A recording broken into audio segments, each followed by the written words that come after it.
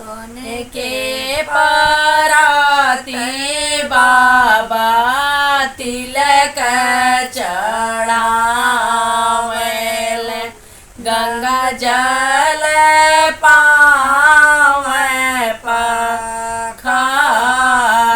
सोने के पराती बाबा तिलक चढ़ावेल,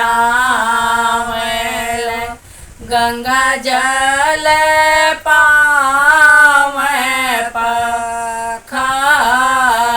तिलक चढ़ाई बाबा घर के लवाटल हो, बेटी डेवड़िया के ठाड़।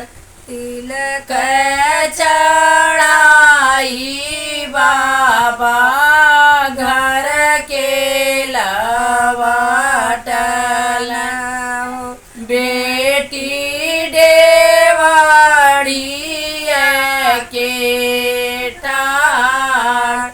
काहे बेटी हुल मूल, काहे बेटी झूल मूल, काहे बेटी मान दल गिर।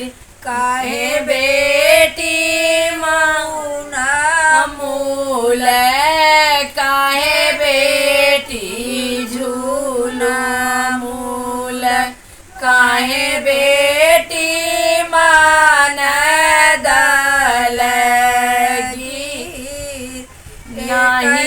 नाही बाबा उल मूल, नाही बाबा झूल मूल, नाही बाबा मान दल गिर।